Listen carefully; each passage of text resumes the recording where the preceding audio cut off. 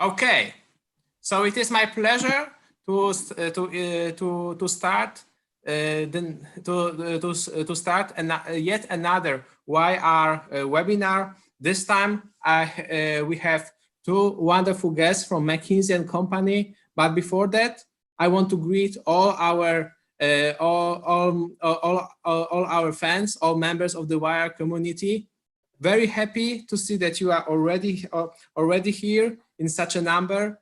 Please let us know from where are you from, and hopefully soon you will have a chance also to host or to present during YR webinar. But let's move forward to the stars of this evening, our two guests from McKinsey and Company.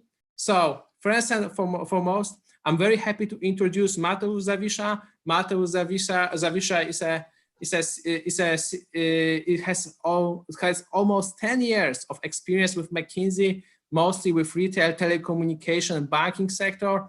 He's representing here a bit more theoretical, a bit more academic edge. Mateusz is still pursuing his PhD degree at the Warsaw School of Economics, but also he will be accompanied by Armin. Armin is a data scientist, passionate about Bayesian data analysis, passionate about data itself, and moreover, he is also contributing to the Raw Data portal, a portal dedicated to collecting all the data related to the city of Wrocław. Wonderful. So, guys, I don't want to use any more of the precious time of a presentation. So the floor is yours. Thank you, Tomek. I hope that the title of the presentation is already visible. If yes, then we can start. Thank you for this nice introduction. We are really delighted with Armin to be able to share our insights about uplift modeling that we truly believe is going to be a huge game changer for the way we usually build predictive models. At the same time, we see that there is no much textbooks or online courses covering the topic of the uplift modeling. So we hope to fill that gap today, a little bit at least, presenting you specific application of uplift modeling to the marketing campaigns. And the way we want to do that is to have two parts. The first one will be presented by myself, and this is to introduce you and show you the foundations of uplift modeling.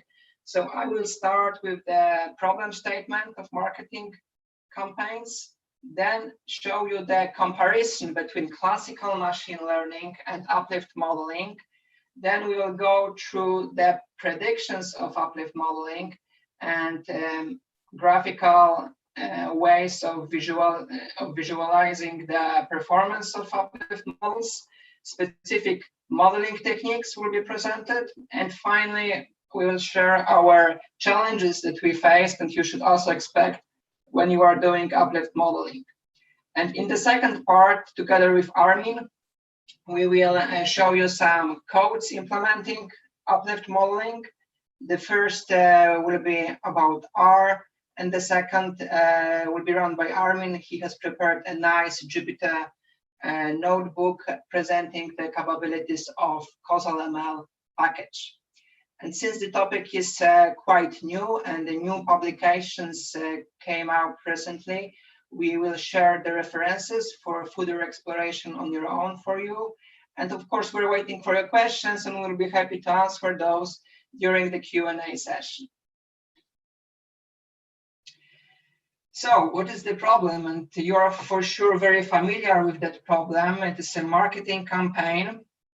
The objective of those campaigns is to try to influence a client to behave in a way which is beneficial to our business owner. So it translates usually to increasing the profits.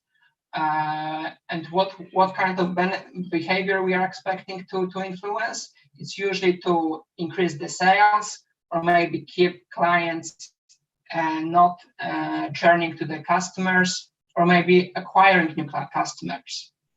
How are we doing that? We are trying to engage customers in a direct contact via various channels. It might be text messaging, applications contacts, or simply calling them.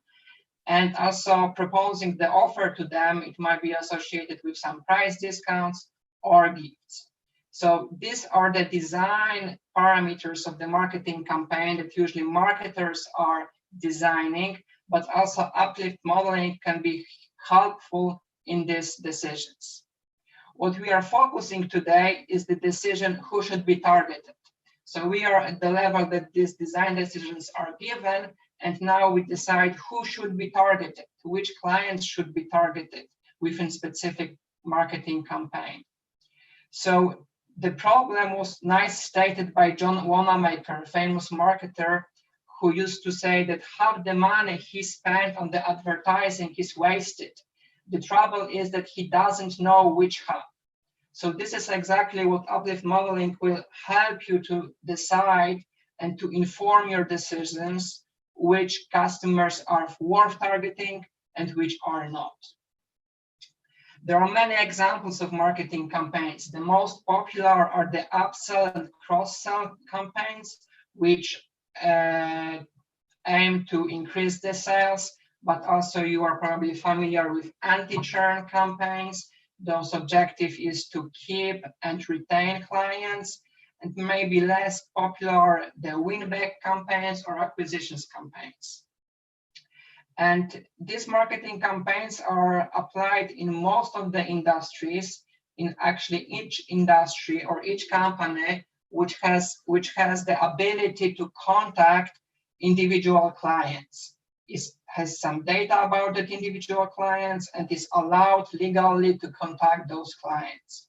So a good example is a telco operator, but also banks or e-commerce companies. But more and more I see brick and mortar retailers who do this kind of marketing campaigns. So this is the problem, and now let's see how we can solve it. And I want to show you the classical way of doing with the machine learning and show you how we can improve it using Uplift modeling. So the classical way of doing using machine learning is on the left-hand side of the presentation. So typically we have individual client, and here we have Jessica. And Jessica, let's say, is a telco operator client with some past spending. So we see that in the past, Jessica was spending more and more. And what can some forecasting time series based machine learning model can do is to extrapolate this trend and say that maybe in the future, Jessica will be spent even more. And we will call this forecast the business as usual forecast, BAU, which stands for a forecast which tells us what would happen if the Jessica would be not targeted. And is this kind of prediction really helpful for us to make an optimal decision whether Jessica should be targeted or not? Not really. We still don't know whether we should target Jessica or not. What we need actually is to have Uplift modeling, which is on the right-hand side, and having another scenario telling that in the case that Jessica is targeted, her spending would be even higher. So having those two forecasts, we can calculate the difference between those, and this is something we will call Uplift. And this is actually the only thing we care here that we want to measure, because if the uplift is positive, probably we want to target Jessica if the costs of targeting Jessica are lower than the uplift she brings by being targeted. If the target is 0 or negative, probably we don't want to target those clients. So a good example to compare the machine learning and uplift learning is to think about medical doctor. And a machine learning type of doctor and the uplift kind of doctor. So machine learning type of doctor is someone who is very good at diagnostic, is able to tell you very precisely whether you are sick or healthy now and maybe in the future.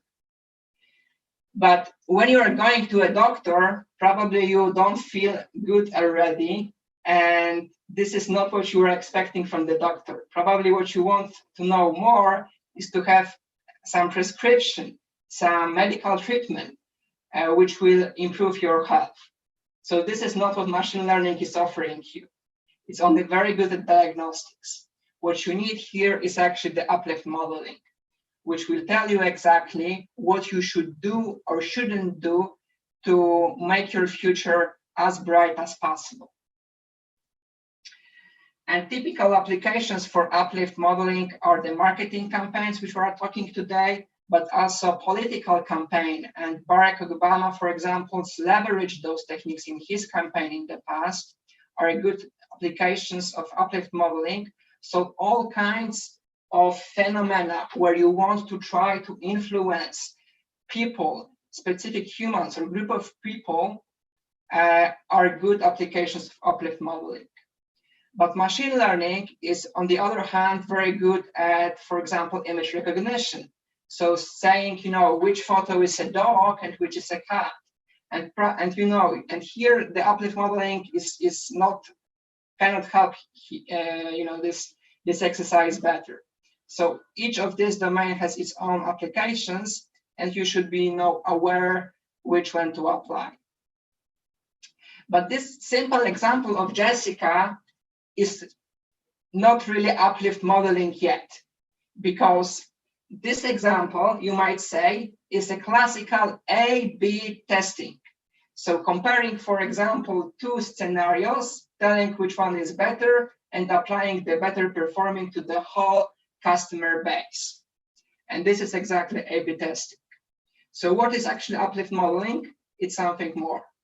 Uplift modeling is actually recognizing that not everyone is Jessica, that we have also in our story Michael and Robert. So we have the diversity of people, those who are not only different, but are also reacting differently on our stimulus, on our interventions, on our marketing campaigns. And let's say hello to the Michael and take a look on a Michael. Michael is someone who is actually regressing his spending, he's decreasing his spending if targeted in our marketing campaign. So we experience something which we call value leakage. So we shouldn't target Michael at any cost. And in our segmentation of clients, which is also typically used in literature, the Michael is called sleeping dog, because it's someone who was suddenly woken up by the marketing campaign and start barking, get angry, and start spending less. So we shouldn't wake up Michaels. And finally, we have Roberts. And Robert is, I can tell you, the most typical type of clients that we face, because Robert is not influenced by our marketing campaigns either way. He don't care what we are targeting him. So his spending is steady. And we will call those clients neutrals. So and you can think about Robert that maybe you are not risking a lot by targeting Robert. But don't be mistaken, because targeting Robert costs you some money. You are spending marketing resources and you get nothing for that. So you can save a lot of marketing resources by keeping off and not targeting clients like Robert. So having this, three types of clients, we can create this segmentation based on the uplift, which is the impact of specific marketing campaign on the client. If the uplift predicted by uplift model is positive, we will call those clients persuadable, like Jessica. On the other hand, if the uplift is negative, this will be sleeping dogs, and we shouldn't target them. But majority of clients will be neutral. The uplift will be near to zero. And also we should avoid targeting those clients because they don't bring any additional value. So what are the ways to compare uplift modeling. We have two important curves that you should draw each time you build uplift modeling.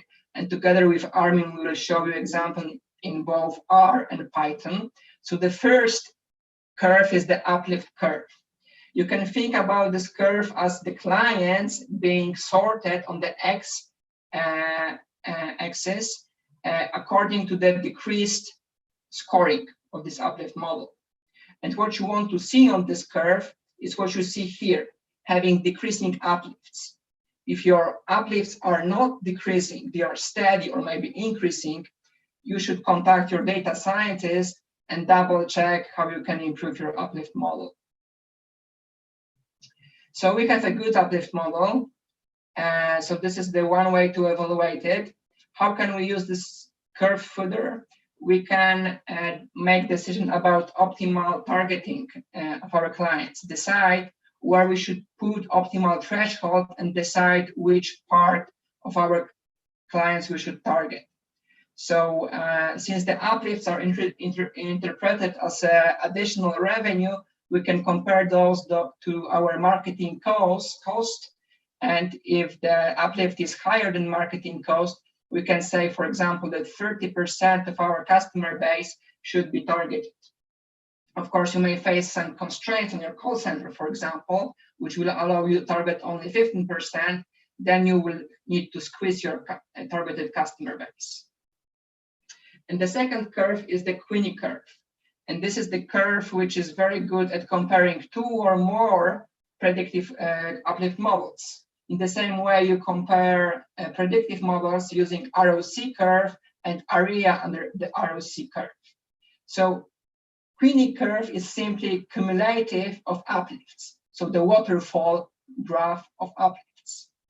And the higher Qini curve, the better model. The larger area under the Qini curve, the better model. So if you have two models, you can compare which is better. And Armin will show you at least two models, and you will decide which is better based on the Qini curve. Okay, so but how actually can we done this uplift modeling? There are a few approaches, and we want to show you two of them.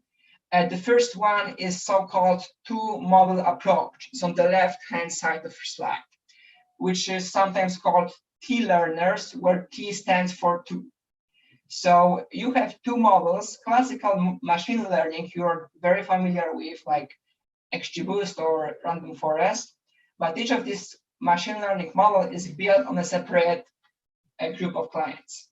The first model is built on so-called control group.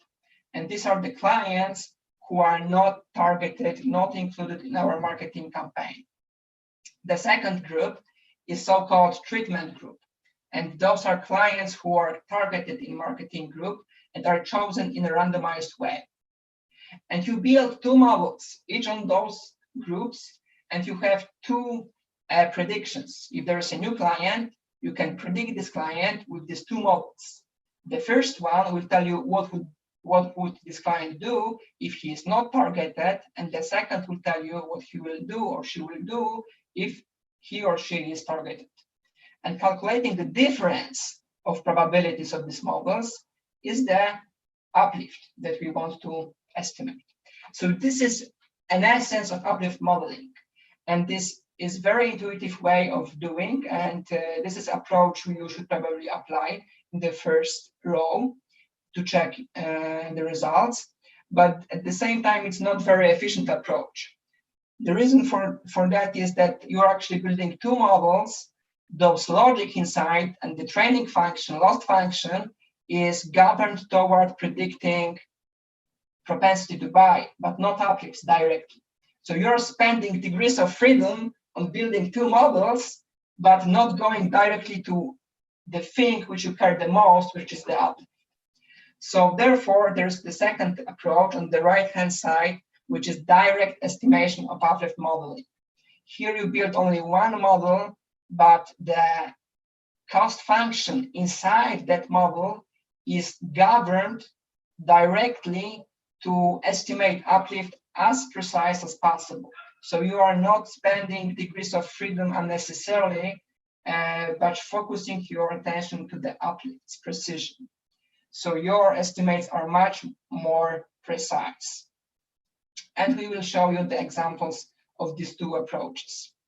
An example of this direct uplift estimation might be a simple decision tree like here. It's very interpretable, which is a good thing. So in our story, in the first node, you have all the three type of clients, and you are doing the first split. But the criterion for doing this first split is the impurity of uplift. So you want to have on the left child different uplifts than on the right-hand child. So in this case, we are excluding in the first term Michael's, who was our sleeping dogs, and in the second row we are, splitting Jessica from Robert and keeping only Jessica. So this is example of uplift drift, which also will be presented in a Python example. Okay, and before we jump to the codes, here are some challenges that you might face, and these are concerned with both culture, methods, and data. So the first one thing is that you might actually don't find any significant effect in the data of your marketing campaigns, and this is quite often. A good statistics here is 90% of A/B tests run by major tech companies are failures. 90% do not work. Smart guys are designing experiments, and they do not work. This is the standard. This is not something this is something you shouldn't be afraid, but embrace. And the way to do that is to have a scale and run many experiments. Because if 10% out of hundreds or thousands of experiments will be positive, then the benefits of those 10% will cover the costs related with 90% of failures. But this, of course, requires the culture of experimentation. Not only technology platform, methodology of uplift modeling, but also the processes and mindsets of people who are governed, who are driven by results of experiments. The second problem is difficulty. In statistics, is that, in the first row, maybe data scientists are not aware of uplift modeling. But even if they are aware, it's simply a difficult task in statistical terms. And I will show you why soon. But the reason for that is that you're actually estimating the second order, not first order effects on your phenomena, so-called interaction effects, not main effects, which are much more difficult to be found in the data. You are kind of looking for a needle in a haystack. It's much more difficult. So don't be harsh on your data scientist. It's a really difficult exercise. And the way to approach this is by using this more precise direct uplifting methods that I have mentioned before. And the third point here is probably the most important, is about designing the data process, how you will be collecting the data from A/B testing, A/B experiments. And of course, it will cost you, and you need to make decisions which are optimal. And there's no single recipe to that. You need to decide on your own what is optimal for you. But on the methodological side, I can recommend something which you can call adaptive testing, in the way learning, reinforcement learning is working, trying to balance between the exploration phase, when you are doing experiments and learning new stuff, and moving fastly, but not too fast, to the second stage, which is the actual exploitation. So actually making money on your experiments. So deciding when you should switch to another, way, or maybe cut losses as fast as possible. This is where Bayesian machine learning can help you, and Thompson sampling can help you as well. Okay, so this was the foundations, and now let's move to the codes. I will show you shortly R codes in slides, and then switch to Armin, who will show you Jupyter Notebook with Python codes.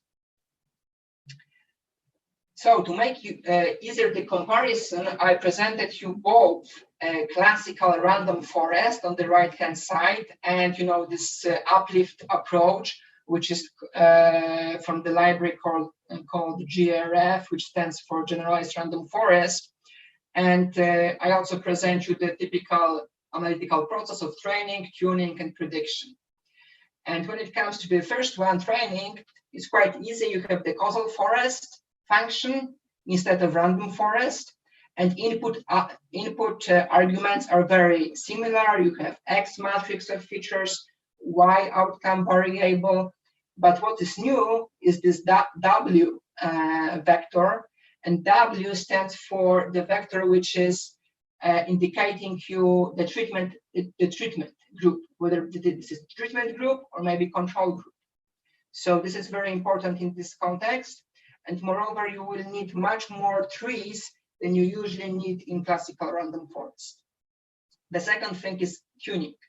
And I highly recommend you do a tuning on a causal forest, as I find it to be beneficial in improving the precision of uplifts by a few percentage at least, which was not the case for the classical random forest, where no much hypertuning was usually needed. And the predictions are also made in a similar fashion using predict function, but keep in mind that this time you are predicting uplifts, not the absolute response rates. And here, this is quite important, it's the classical variable important plot. So on the right-hand side, you have classical importance of variables given by the random forest. And you have W, which was the treatment variable, and you see that W is the least important. It's negligible effect.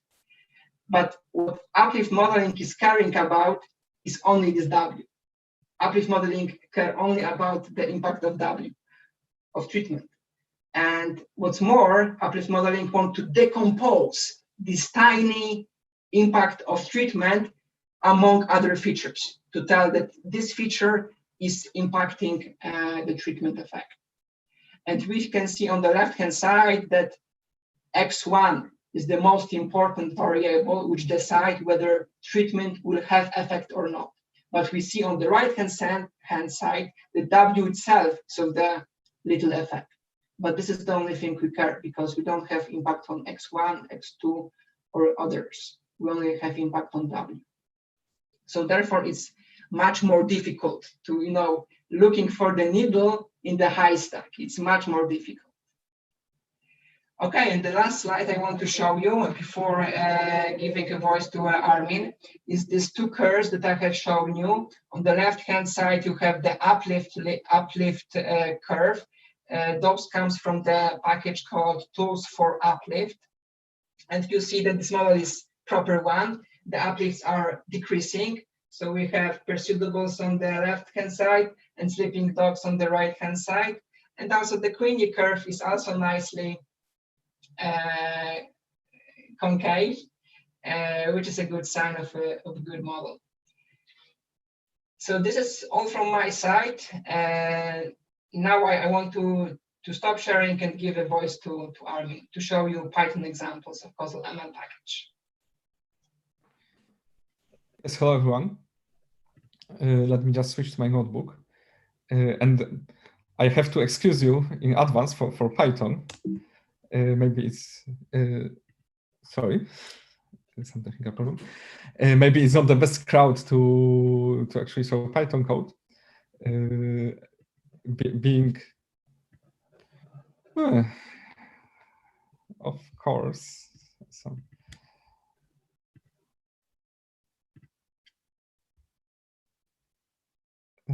Sorry, let me try to sort it out.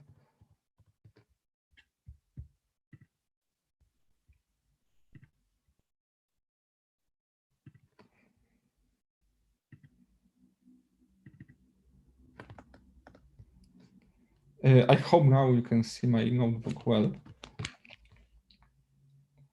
Yes, in a second. Sorry for technical difficulties. So yeah, to reiterate, sorry for Python. I learned myself, but on this particular topic, I work more with Python libraries.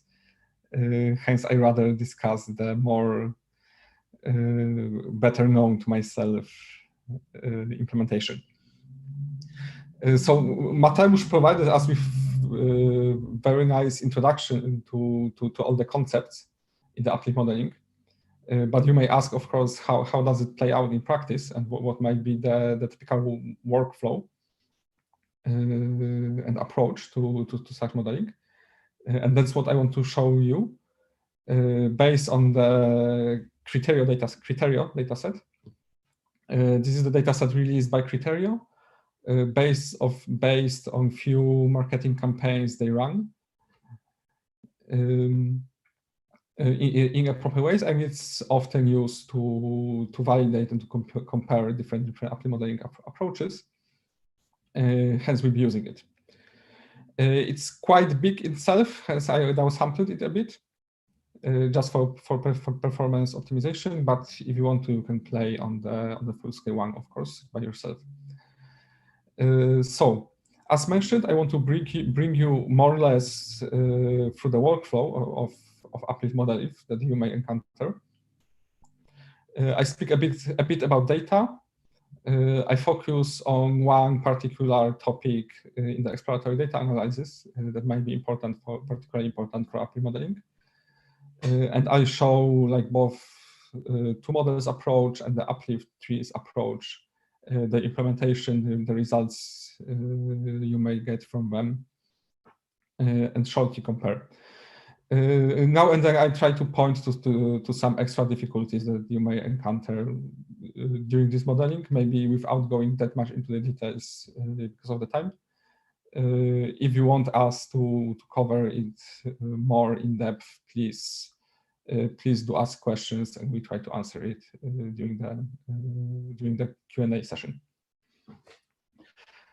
So going to the dataset itself. It's anonymized, so unfortunately no nice and clear variable explanations and values. But from the variable and covariates point of view, it's not that different than any machine learning dataset. So we have roughly 11 variables describing our observations. The difference comes when we look at the thing we want to predict. So as you can see, we don't actually observe Uplift, which is natural, because Uplift would tell us like what would happen if one person at the same time was targeted and in another reality wasn't targeted. We don't have this knowledge. To distinguish it well, we need to actually run a kind of A/B test. To do it, we target some people with our marketing campaign or like any activity we have in mind. And we call this treatment group. But some people, ideally randomly selected part, we set aside, we don't target them. And we'll be comparing the results between these two groups. So this is the one additional variable we have in our dataset, the treatment indicator, telling us if someone was actually in the treatment or in the control group. The other ones are the outcome of the possible outcome variables. So the one we actually observe. Here, because there was like web-based campaign, we have conversion and visit and exposure. Exposure obviously tells us if someone was exposed to the campaign. So it wouldn't be that interesting to us. Visit tells us if someone has visited the site, and conversion tells us if someone has actually bought our product after visiting the site. So to look at it, we can see like typical marketing funnel with few visits and magnitude less of the conversions. And just looking by the simple mean comparison between the treatment and control group, we can tell that on average it was quite decent campaign. We managed to increase the percentage of visits by 1 percentage point. The conversion is almost doubled. So the campaign as such could be named as a success. The question we want to answer now is, can we do better? Can we actually employ uplift modeling and improve this result? For the modeling itself, we'll be looking at the visits simply because there are more of the visits in the data set, so it's a bit easier to model, and we don't want to struggle too much with the modeling itself. Today, we just want to focus on the sparsity in the data itself. We just want to focus on the uplift impact. And we'll be using all the covariates we have as our features. So going to the workflow, first thing you would do is probably some EDA. And here you can apply like any EDA best practice you have. But on top, what we believe should be checked is actually how random, and if random at all, was the split between our treatment and our control. Because if it was not random, by any reason, some leakage in the campaigning system, some willingness attribute in the participation of the marketing campaign or anything else, it makes our modeling tasks much more difficult, and it can be handled within the uplift modeling approaches. But it just means that we have to adjust for it properly. We have to employ a bit different methods, and we just have to like purposefully address it. I won't be going to the details of it today, as we are focusing on quite vanilla case. But just so you know, like this is a very serious complication for our modeling process. So either way, we advise to check if for sure the split was random, even if you prepare the split yourself, because you cannot control typically you cannot control every step of the process, of the campaigning process. So there are two main approaches, I'd say, you can take here. One is machine learning focus, obviously, when you try to overall assess if you can actually predict if someone was in the treatment or in the control group based on your covariates. So effectively, if the treatment control split is correlated in the multivariate fashion with your covariates. And this can we do just running the simple classification model, trying to, as I say, predict our treatment control split using our X data, and it ideally is as bad as possible, despite our best tries to make it as good as possible. And you can see in my case, it is actually a case. The AUC value is roughly 0.5, so random. So in this case, this is actually a good result and something you would like to see. Other approach, and I would recommend to use both, is looking at the variables distributions themselves. So of course, the easiest possible way is just to compare the means, and we can see that they are indeed roughly the same for all the variables we observe. To make it more in depth, we can pair variable assess the distributions a bit more in depth, either by means of the percentiles or quantiles, and just visual assessment of the distributions. And we can see, like, also for our I choose F19 variable for that. It looks pretty well.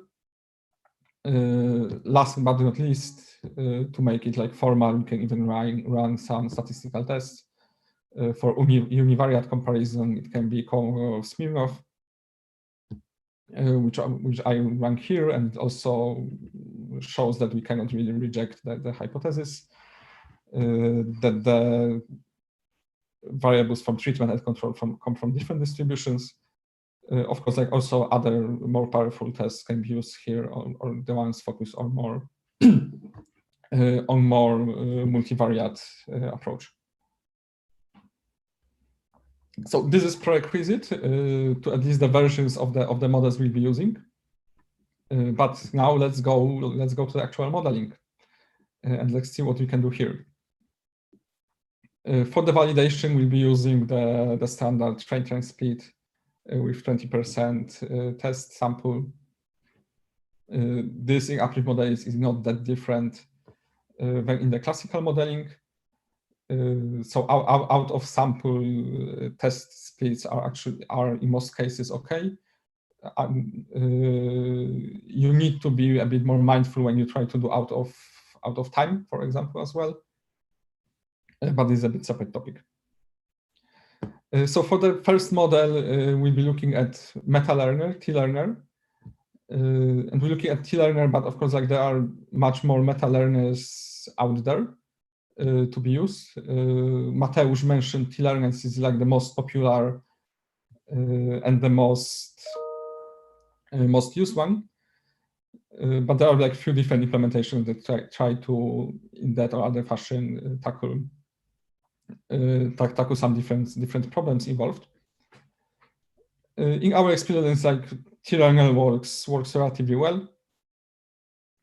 So we train the model. It runs relatively fast, like as the base learners. Sorry. So this like one classical models we use to actually predict the outcome in our case. So the number of visits, not the change in the visits, but the number of visits itself. I've chosen popular choice, XGBoost, with some minimal hands-on tuning. You can see that indeed like two models are trained, the model for control group and the model for treatment group.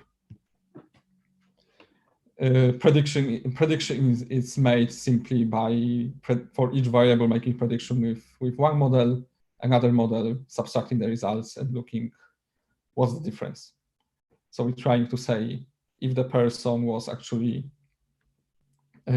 targeted, what would be his outcome? If the person was not targeted, what would be his outcome? Make comparison. This is our Uplift, plain and simple. How it plays out in the validation, we can see that actually relatively okay. This is the Uplift curve for this model Mateusz was discussing.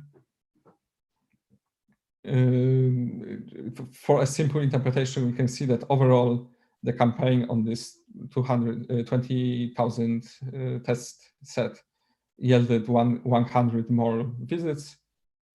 If we were to use the Uplift modeling in the optimal setting, it would be probably like 150. So we could in theory reach this point. And targeting like any smaller size of the population, we could be within this subset. So as Mateusz was explaining, we can see here like the first increase after we start target the first people. These are like the persuadables. So the persons we actually like most efficiently persuade to get to visit after our campaign. So we can see that we target like really few people and we get quite big peak. After probably up to here. After that, we actually start to perform more or less as if we will be targeting at random. It might mean that either the model is not able to distinguish well enough the difference here, or simply there are normal people that we can persuade well. It just more or less at random.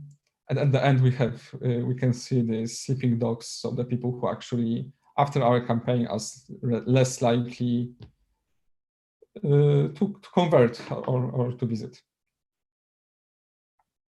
So curves are actually quite nice to observe how more or less our model is performing, and how much we can take out of it. But to more numerically compare the models, we'll be using, for example, AUC metric, area under Uplift curve, hence the extra U. And this is just the difference in areas. Sorry, this is just the area between our Uplift. We compare it with the area normalized in such way that that area under the random curve or random line is equal to 0.5, more or less. Yes, so you can also see that differently from AUC, it can actually be higher than 1 and it's unbounded. But yeah, this is just what we get from this definition. So this was the classical approach with the two model. Let's see how actually the uplift tree and the like uplift focus approaches can do. Firstly, I want to show you quite quickly how the uplift tree can look. So we train here the uplift tree, which performs the splits using the Kullback-Leibler KL divergence, sorry, metric for the evaluation. Not that depth, because I don't want to clutter the view too much. And this is the result of the tree we're getting. To look mainly in detail, it's not that different than any other tree you can get from a scalar visualization tool. The difference is actually we don't try to maximize the difference between the distributions in one and another node. We try to maximize the difference between the uplift scores. So the difference between the treatment and control groups in one and the other node. And if you actually look here at the extreme examples, here you can see we actually have a leaf with a people for whom the campaign was quite successful. Mean control versus the mean treatment is higher by roughly 50%. So quite good result. To find something, and the control is lower. We didn't apply the campaign, and we get lower effectiveness.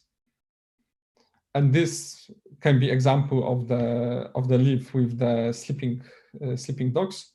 So actually, we can see that the value for the mean value of our outcome variable for the control is higher than from treatment. So after targeting these people, they actually showed to be less likely to visit our site. So this is like one single uplift tree, also not well tuned. So I built an uplift curve for it also to roughly see how it does. And same as in the classical machine learning, we cannot expect that much from one single tree. Obviously, if it would be tuned a bit better, it would probably show significantly better results. But still, like when the power of the prediction comes in when we try to take these trees and run some uplift forest, which is no different than in this case the typical random forest, just with use of the uplift trees and not classical trees. So I use that similar trees as earlier, also based on KL divergence. Also done some manual tuning, and you can see that the result looks actually relatively similar, but the score is actually a bit higher, and also I show more precisely later that also the increase is a bit more steeper here. So this is how the uplift forest can be calculated and run. Last but not least, we wanted to compare the results with the classical approach, so the propensity score. So this is like the business as usual case Mateusz mentioned, when we do not use the uplift methodology, we just try to go and predict what's the probability that someone would actually convert after being targeted by our campaign. We use only the treatment group for that because the control group was not targeted, so it's difficult to say if they would convert or not. And as our target variable, we use the outcome and do a simple prediction. And you can immediately see from here that actually it's not that completely bad, so it's a bit better than random. And after targeting like large enough group, we are able to get some uplift and some of improvement out of our campaign out of it. But it's obviously nowhere as good as the uplift-based approaches. So just to wrap it up, to see it on one simple chart, we can see a comparison between our T-learner, so the classical learner, the Uplift Forrest, and the propensity approach. And they all perform up to the expectations. So the Uplift Forrest is a bit more effective than the T-learner. Actually, it's a bit case dependent, but in most cases they are more successful than in this particular one. Still, we've been able to get some improvement using it. Still, even the relatively straightforward uplift approach with the meta-learner, T-learner is much better than the best we can get out of our propensity score predictions. Yes, so this is all what I've prepared. I think I ran over the time a bit. Sorry for that. I think we still have enough time to stay and answer your questions, guys. So we welcome them, and we'll be happy to address any extra doubts you may have. Thanks.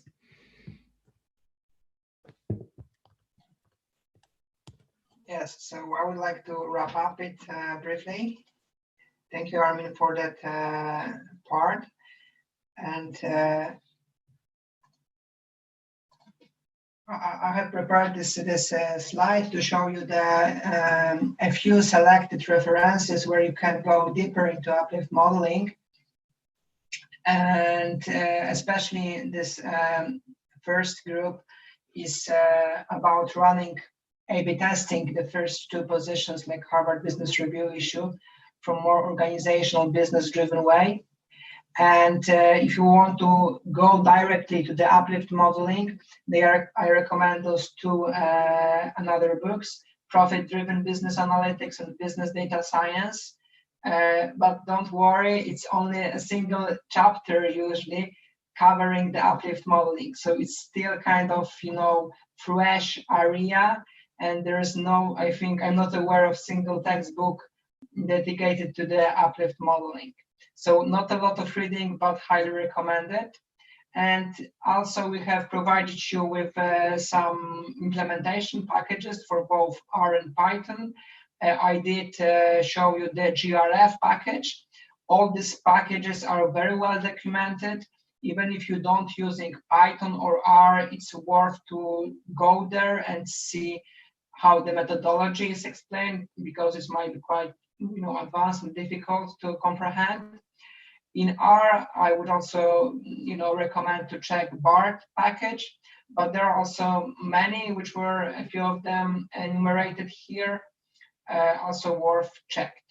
And on the Python side, I'm showing you the causal ML capabilities from Uber, but also the Microsoft has developed the Econ ML package, which also has a very nice documentation.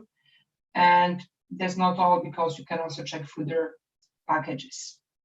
And to conclude, I want to finish with the famous statistician quotation of John Taddy, who used to say that an approximate answer to the right problem is worth a good deal more than the exact answer to an approximate problem.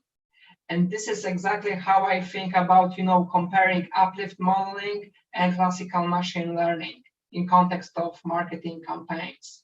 Because uplift modeling is really the only one tool which is solving the right problem. And this problem is the problem of profit maximization. while the classical machine learning is solving another problem, which is the problem of maximizing accuracy. And these are not the same problems. At the same time, we told you about some challenges that you might face doing uplift modeling.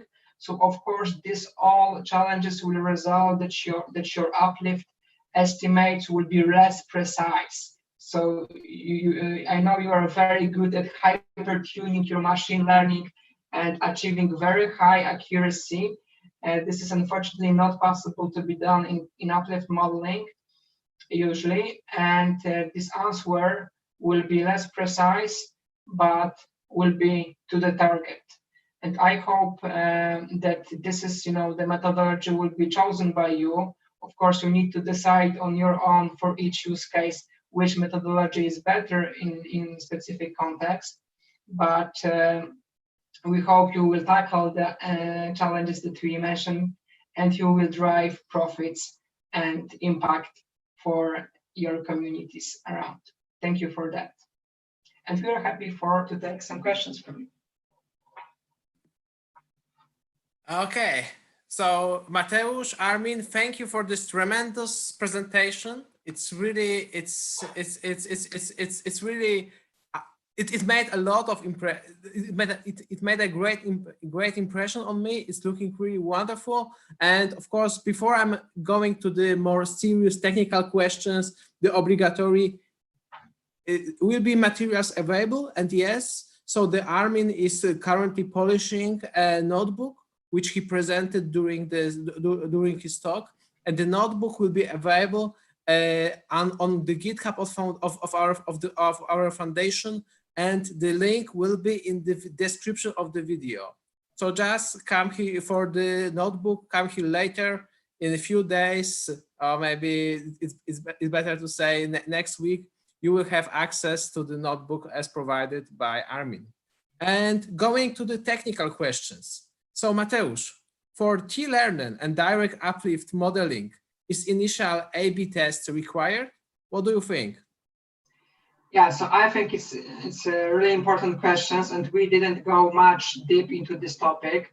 We started about A/B testing, which is the gold standard to run this kind of experiments, which are the randomized control experiments. But many of those techniques, and you should be careful and check which one, are also possible to be applied to the observational data. So maybe potentially from your previous marketing campaign. But of course, this previous marketing campaign were targeting your clients using some logic, some previous machine learning models, which are not fully randomized. So you should be very careful and apply, specific methods which will adjust for this potential self-selection bias which might occur. And to give you as examples, the method that I have presented you, the Causal Forrest from GRF, those methods are actually adjusting for this self-selection problem. So for those, you don't need to run A/B testing, randomized A/B testing, although it's highly recommended. You can use some observational data from the past, but for the T learners, it's usually recommended to do some. It's not this T learner is not adjusting for the self-selection. Usually what is done is some kind of propensity score matching to adjust for this unbalancement, yes. Or you can try to use R learner, which is adjusting for this self-selection. So maybe to add to that from my side, you do A/B test in a sense that, as Mateusz mentioned, you need a group of people who were targeted by the campaign and a group of people who was not targeted by the campaign to compare to and to see the uplift. Now, ideally, these groups are randomly splitted.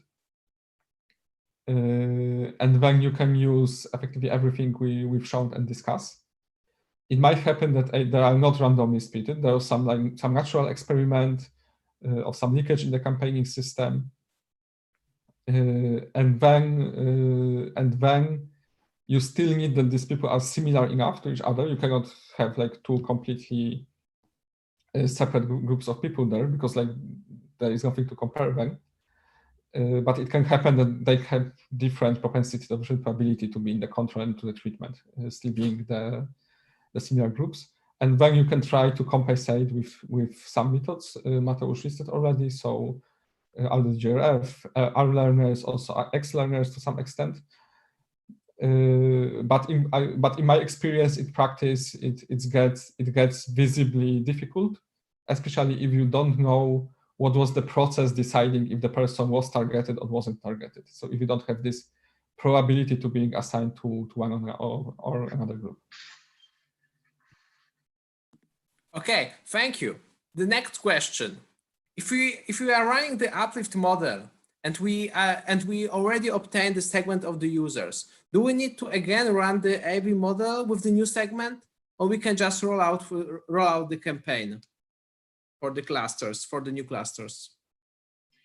Yeah, so if we have some segment and we estimated it for some specific group of clients, maybe heavy users in specific demographics groups, the uplift are, for example, positive and it is worth targeting, then we should start earning money and not learning anymore by experimenting. So we should roll out for those groups. What might be different is the case which are the segments of clients for those estimates of uplifts are near to zero, but this is like not precise estimation.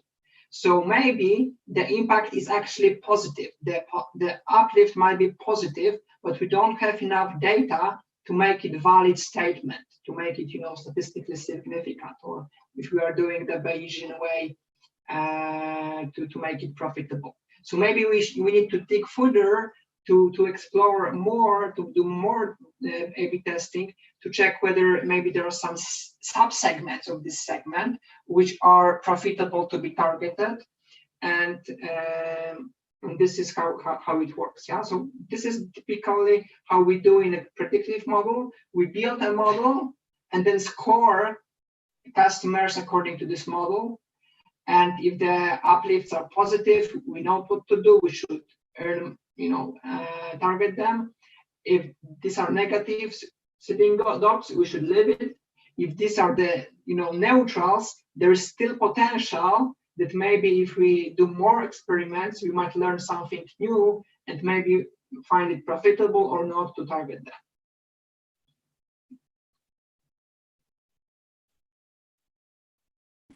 Okay, so we had a question, but I need to make a comment. I really enjoyed the great comparison of the random forest and GRF packages. It was really brilliant. But actually, one of our spectators is curious about GRF. So, what exact is the size limit of the sample that could be analyzed with this package? How many customers we can put into GRF trees? Yeah, so I'm not aware of the maximum value, but I'm familiar with some research papers which were analyzing the population of Austria. So you can check how many Austrian people are there. So this might be one of the estimate of how much clients can GRF compromise. For sure, I was testing the number, something similar to 20,000. So this is something you for sure can go for, but this Austria example is much larger, of course. Mm-hmm. Yeah. So from my side, I'm also not that aware how it would work for GRF. I can comment for Causal ML that unfortunately it doesn't scale that well, but it rather scales badly with the number of features, the number of people. So when you start increasing number of features, the computation time goes up. This is partially to the implementation, I believe, at this point. And how the Uber guys implemented it. But this is a good question, at least like for causal ML, but I suspect it might scale to other like causal packages as well. There might be some scalability problems. That being said, we've worked on some subsamples quite often, and it still works quite well. So of course, like you lose some power then also with respect to the splits in the trees, but it can be done in practice.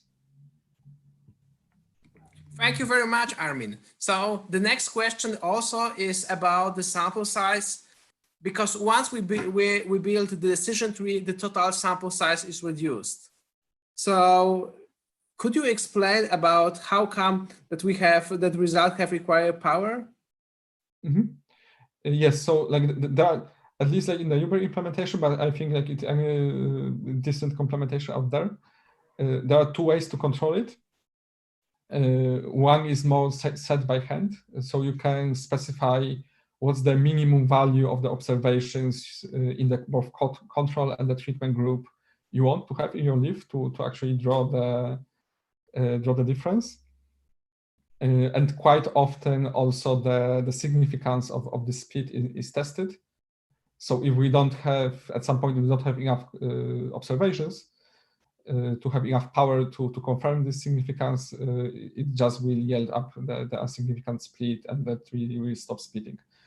So there are ways to control for that, but it is obviously a possible issue we have to watch for. And it, of course, encourages the bigger samples. But there's something you have to balance by yourself. Thank you very much. So, Mateusz, going back to you. Uplift modeling seems like a quite powerful technique. Can it be also applied to model price elasticity of customers? This is another very good question. Thank you for that, because today we were focusing on the outcome phenomena we were trying to predict of whether someone buy something or didn't buy, so like binary example. But of course, so this was about the outcome, but also the treatment was the binary, whether someone was in a campaign or not. And especially this GRF package enables you to have a treatment which is a continuous variable. And a good example is the price. When you want to understand how price is impacting the demand curve. And yeah, this is one of the applications when you can actually get the causal inference of the price elasticities. Thank you. And the very last question during this webinar: what are your thoughts about the Uplift package in R? Yeah, so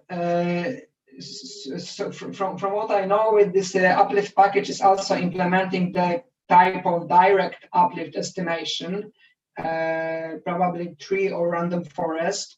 So, this is, I think, a good way to check also this package in detail. Unfortunately, I'm not aware of any comprehensive, comparison between different methods. They are, coming up in some publications and are now implemented in many packages. So probably, there will come, some comparison between those. Of course, these comparisons will be always, conditional on some specific conditions, like whether these are, truly randomized control experiments or the observational data. But still, this kind of comparison is needed to know what to use in which circumstances. Thank you very much for your answers. And once again, Mateusz, Armin, thank you for this great presentation, great introduction to Uplift modeling. I really enjoyed how you presented the tools, how you structured the whole thing. It was really, really nicely done. And from the reactions of our spectators, I see that they are also very curious about all the nuts and bolts of the Uplift modeling. So again, thank you very much. Today we had Armin and Mateusz from McKinsey, and The next YR webinar happens actually in 2 days. First day, this first day, the same time, we are hosting Bernd Bischel and other members of the MLR group. They will be showing us the progress of the machine learning wrappers in R. Thank you very much and see you on Thursday. Bye-bye. Thank you for having us. Bye-bye. Thanks. Bye.